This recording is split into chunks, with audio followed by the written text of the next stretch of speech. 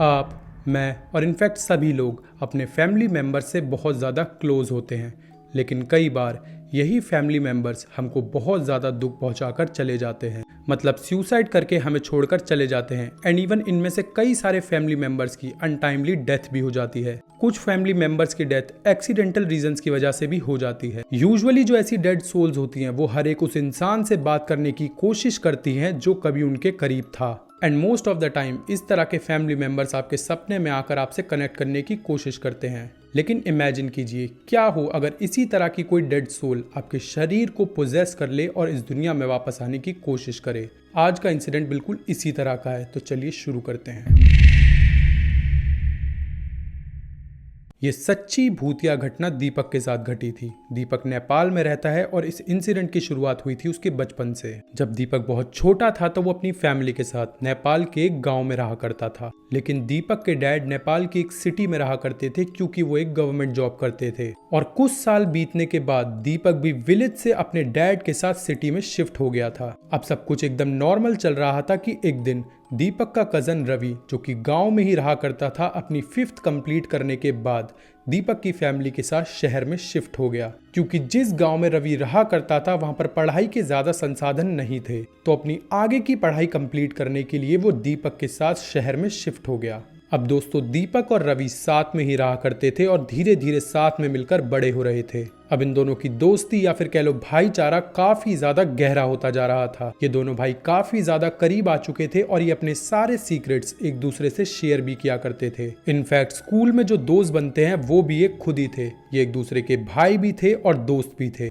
अब बिल्कुल ऐसे ही चलता रहा। इन दोनों ने साथ में मिलकर अपनी स्कूलिंग कंप्लीट करी और उसके बाद अपना कॉलेज भी साथ ही में कंप्लीट किया। लेकिन फिर ये अपना कॉलेज कंप्लीट करने के बाद वापस से बिछड़ गए क्योंकि अब रवि की शादी हो चुकी थी। वो वापस से अपने विलेज शिफ्ट हो गया और अपनी पुरानी फैमिली के साथ रहने लगा। हालांकि दीपक और उसकी फैमिली अभी भी शहर में ही रह रही थी, लेकिन वो बीच बीच में गांव जाती रहती थी क्योंकि उनका जो असली घर था वो तो गांव में ही था। लेकिन दोस्तों, शादी के बाद धीरे धीरे करके रवि काफी ज्यादा परेशान रहने लगा। उसकी जिंदगी में परेशानियां बढ़ती जा रही थी, लेकिन रीजन किसी को भी नहीं पता था। अब जब एक दिन दीपक की रवि से बात हुई तो ये रीजन रवि ने दीपक को बताया, क्योंकि जैसे कि मैंने आपको बताया था कि दीपक और रवि आपस में भाई तो थे ही, लेकिन साथ ही साथ काफी गहरे दोस्त भी थे। रवि के परेशानी के पीछे रवि ने ये रीजन बताया कि उसकी वाइफ कंसीव नहीं कर पा रही है। इसी के साथ ही साथ वो बहुत ज्यादा फाइनेंशियली स्ट्रांग भी नहीं था। उसको कोई अच्छी सी जॉब भी नहीं मिल पा रही थी, जिसकी वजह से वो बहुत ज्यादा मेंटल टेंशन फेस कर रहा था। लेकिन ये रीजन वो किसी के साथ शेयर नहीं कर पा रहा था। लेकिन क्योंकि रवि की बात दीपक से कभी कभार होती रहती थी, तो वो अपने मन का सारा बोझ दीपक के साथ शेयर कर लेता था।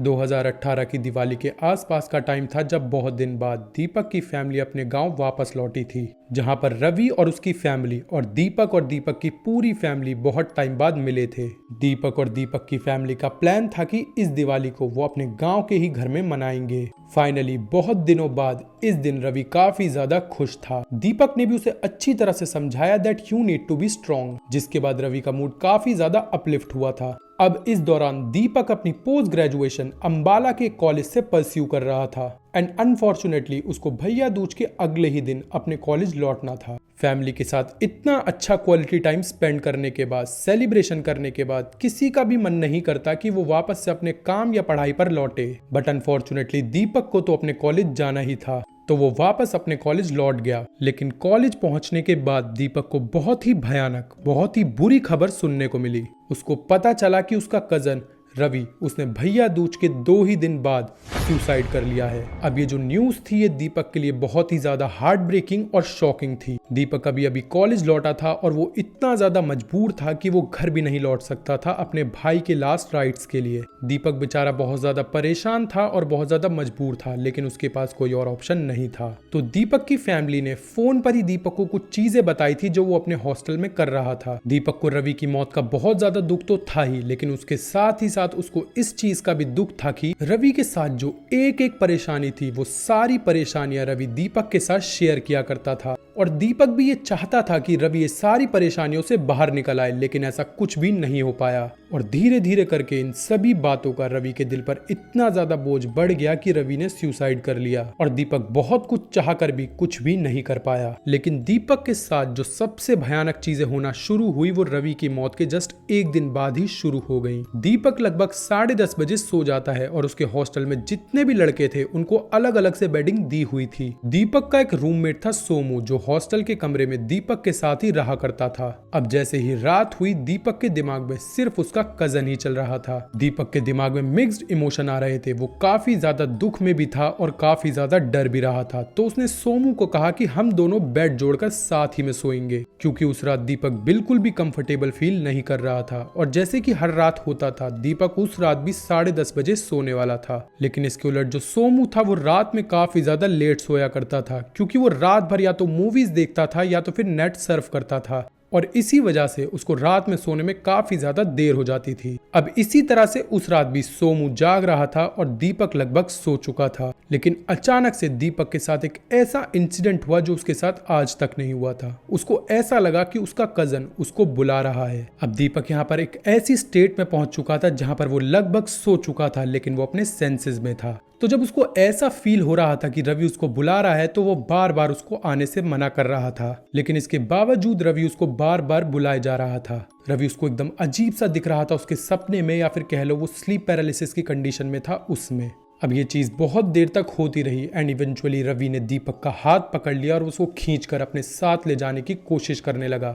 रवि दीपक को तेज से खींच रहा था। दीपक काफी ज्यादा घबरा रहा था, लेकिन वो कुछ भी नहीं कर पा रहा था। ना ही वो अपनी नींद से जाग पा रहा था, ना ही वो कुछ बोल पा रहा था, और ना ही वो अपने आप को बचा पा रहा था। वो इस खौफनाक मंजर को सहमी हुई हालत में सिर्फ फील कर पा रहा था। अब कुछ देर बाद दीपक की नींद खुली जब दीपक के रूममेट सोमू ने दीपक को बहुत जोर से हिलाया। सोमू बोला कि ये तू क्या कर रहा है, तू खुद तो डर रहा है और साथ ही साथ मुझे भी डरा रहा है। लेकिन अब फाइनली दीपक जिस चीज से इतनी देर से सफर कर रहा था, अब उससे उसको छुटकारा मिल गया था। दीपक के साथ ही साथ उसका रूममेट सोमू भी काफी ज्यादा डर गया था। और जब उसने दीपक से पूछा तो दीपक के साथ जो कुछ भी हुआ, दीपक ने उसको सब कुछ बताया कि किस तरह से उसको उसका मरा हुआ कजन उसके सपने में दिखाई दे रहा था, या फिर कह लो वो अपने सेंसेस में था लेकिन कुछ कर नहीं पा रहा था। जिसको सुनने के बाद सोमू भी काफी ज्यादा डर गया। लेकिन सोमू ने दीपक को समझाया कि तू हनुमान चालीसा पढ़, तू हनुमान चालीसा पढ़ेगा तो सब कुछ ठीक हो जाएगा और उसके बाद तू सोने की कोशिश करियो। जिसके बाद दीपक ने हनुमान चालीसा पढ़ी और उसके बाद उसकी आंख लग गई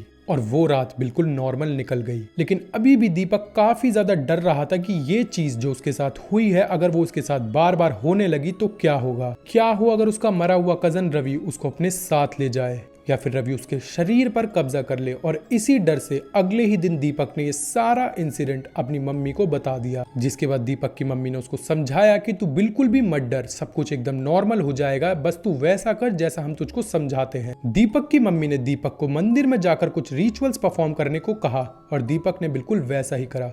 अब दीपक ने पूजा पाठ भी शुरू कर दी और वो अपने मरे हुए कजन रवि से डरकर काफी ज्यादा भगवान की भक्ति करने लगा, जिसकी वजह से रवि दीपक के पास फिर कभी नहीं लौटा और सब कुछ एकदम नॉर्मल हो गया अगले 2 महीनों के लिए, क्योंकि दीपक के साथ अभी भी कुछ बहुत ही भयानक होना बाकी था।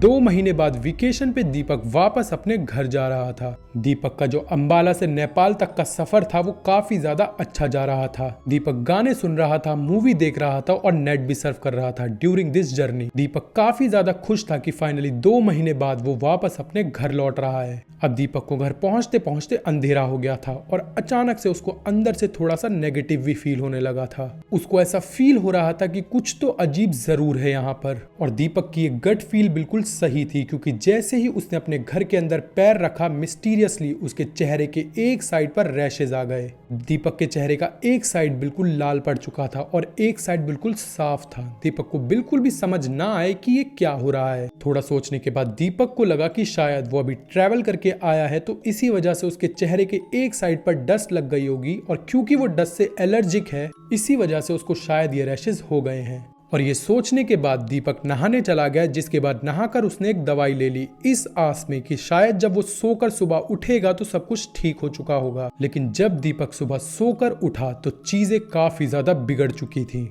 जब दीपक सुबह उठा तो उसने देखा कि उसके चेहरे की एक साइड की एलर्जी काफी ज्यादा बढ़ चुकी थी, लेकिन सस्पिशियसली वो एलर्जी अभी भी दीपक के एक ही साइड चेहरे पर थी और दूसरी साइड एकदम ठीक थी। अब इस एलर्जी को इतना बड़ा हुआ देख दीपक के साथ ही साथ दीपक की फैमिली भी काफी ज्यादा परेशान हो गई थी। तो वो दीपक को पास ही के एक डॉक्टर के पास लेकर गए। उस डॉक्टर ने दीपक को काफी ज्यादा स्ट्रॉन्ग दवाइयां दी कि सब कुछ ठीक हो जाएगा, और जिस तरह से डॉक्टर ने वो दवाइयां प्रिस्क्राइब करी थी दीपक ने उसको बिल्कुल उसी तरह से लिया, लेकिन फिर भी बात नहीं बनी। दीपक के चेहरे की एलर्जी ठीक होने की जगह और भी ज्यादा बिगड़ती जा रही थी। अब दोस्तों दीपक की जो मॉम है वो सुपर नेचुरल थिंग्स में काफी ज्यादा विश्वास रखती है, यानी भगवान, भूत और प्रेतों में। और इस एलर्जी के केस को बिगड़ता हुआ देख वो समझ चुकी थी कि दीपक के साथ जो भी कुछ हो रहा है इसके पीछे किसी भूत का ही हाथ है। तो उन्होंने दीपक को मंदिर की भभूत दी, जिसको दीपक ने अपने फेस के ऊपर अप्लाई करा। अब ये देखकर दीपक बिल्कुल शॉक्ड हो चुका था कि उसके चेहरे की प्रॉब्लम बिल्कुल ही खत्म हो गई थी। दीपक को अपने रैशेस में बिल्कुल भी इरिटेशन नहीं हो रही थी और उसके रैशेस काफी ज्यादा कम हो गए थे। वो पूरी तरीके से खत्म नहीं हुए थे, लेकिन काफी ज्यादा कम हो चुके थे। लेकिन इसके बाद जब दीपक ने अपना चेहरा धोया तो ये सारी की सारी चीजें वापस वैसी की वैसी हो गईं। अब दोस्तों यही चीज दीपक के साथ बार बार होने लगी। दीपक जैसे ही वो भभूत अपने चेहरे पर लगाता उसके रैशेज एकदम ठीक हो जाते थे, लेकिन जैसे ही वो भभूत हटती चेहरे का वही हाल हो जाता। इसका मतलब ये था कि वो रैशेज बिल्कुल भी ठीक होने का नाम नहीं ले रहे थे। अब इस चीज को देखकर दीपक और दीपक की फैमिली और भी ज्यादा परेशान हो गई थी और दीपक की मम्मी के डाउट्स और भी ज्यादा क्लियर हो गए थे। जिसके बाद थक कर उन्होंने एक सिद्ध तांत्रिक बाबा जी को कांटेक्ट किया। जैसे ही वो बाबा दीपक के घर पहुंचे तो वो समझ गए कि यहाँ पर बहुत ही ज्यादा नेगेटिविटी है और यहाँ पर किसी आत्मा का वास है। और इसके बाद जब बाबा जी ने दीपक के चेहरे के रैशेस देखे तो वो काफी ज्यादा शॉक्ड हो गए कि दीपक के चेहरे की हालत एक तरफ से इतनी ज्यादा खराब थी, वो पूरी तरीके से सूज चुका था, वहीं दूसरी तरफ से एकदम नॉर्मल था। ये देखकर बाबा जी समझ चुके थे कि जो कुछ भी दीपक की मम्मी उनको फोन पर बता रही थी वो एकदम ठीक था। तो उन्होंने दीपक को अपने सामने बैठाया और ध्यान लगाकर बैठ गए और एकदम से आंख खोलकर उन्होंने फैमिली से क्वेश्चन करा कि क्या फैमिली में अभी अभी किसी की डेथ हुई है, वो भी यंग एज में। जिसको सुनने के बाद सभी लोग एकदम दंग रह गए और सभी के पास सिर्फ एक ही जवाब था, रवि। तो पंडित जी ने सभी को बताया कि रवि की जो आत्मा है वो दीपक के शरीर पर कब्जा कर कर इससे हमेशा हमेशा के लिए जुड़ना चाहती है। वो चाहती है कि वो दीपक को कभी भी छोड़कर ना जाए, लेकिन दीपक बहुत ज्यादा पूजा पाठ करता है इसलिए वो ऐसा नहीं कर पा रही है। अब इसके पीछे ये वजह थी कि जब रवि जिंदा था तो वो दीपक से काफी ज्यादा अटैच था और मरने के बाद भी वो दीपक के साथ ही इस दुनिया में आना चाहता है। अब ये सारा सिनेरियो जानने के बाद बाबा जी के कहने पर दीपक के घर वालों ने एक बहुत बड़े हवन का आयोजन करवाया, जिसमें परिवार के सभी लोगों का आना अनिवार्य था। एक्चुअली ये हवन रवि की आत्मा की शांति के लिए था और जैसे ही ये हवन पूरा हुआ दीपक के चेहरे के रैशेस कंप्लीटली डिसअपियर हो गए और फिर कभी दीपक को किसी भी तरीके की परेशानी का सामना नहीं करना पड़ा, क्योंकि अब रवि की आत्मा को शांति मिल चुकी थी।